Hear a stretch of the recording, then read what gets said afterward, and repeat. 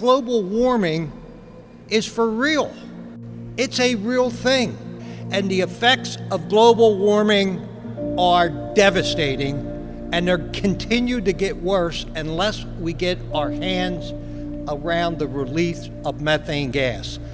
And in Pennsylvania, most of the methane gas comes from the oil and gas industry. We just held a press conference on the need to regulate methane here at the state level, specifically to cover in a uniform way all the currently operating or existing sources. Heard from a bipartisan group of legislators in support of developing standards here at the state level, specifically in reaction to rollbacks that we're seeing at the federal government.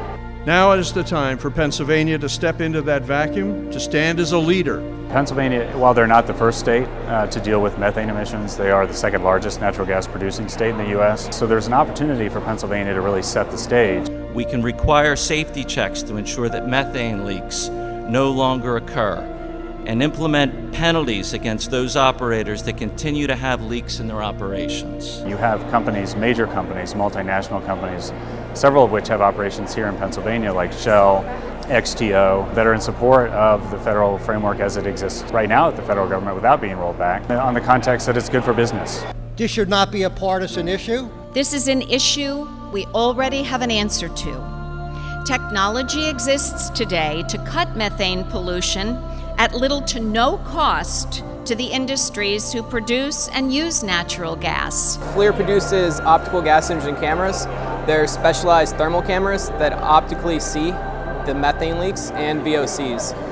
With the use of filtering technology, we're able to quickly identify the leaks and fix the leaks. By keeping the product in the line, they provide an excellent return on value for the oil companies, as well as keeping the workers safe and, more importantly, in the environment. Earlier today, Governor Wolf actually recommitted to moving his draft regulation that does apply to existing sources here in the state. So those, again, sources that are already operating and are not covered by regulation, to move those forward by the end of the year. So now we're at the stage of making sure that happens. I stand in support of Governor Wolf's proposed rule to cut methane pollution, and I thank him for the announcement today. But we still must do more. There's a tremendous need to put policy in place that lines a path out for the state of Pennsylvania to be able to reach net zero emissions by 2050. That's where the science is pointing us to. That's where we need to get. We need to get a sense of urgency on the methane issue. You know, someone earlier said to me, well, yeah, they're moving slow, but better late than never. You know, late when you're dealing with climate change means a climate catastrophe. No Pennsylvanian should have to choose between breathing dirty air or their health over a healthy economy. I think that's one of the reasons why you see a focus on really protecting the future generations, the kids.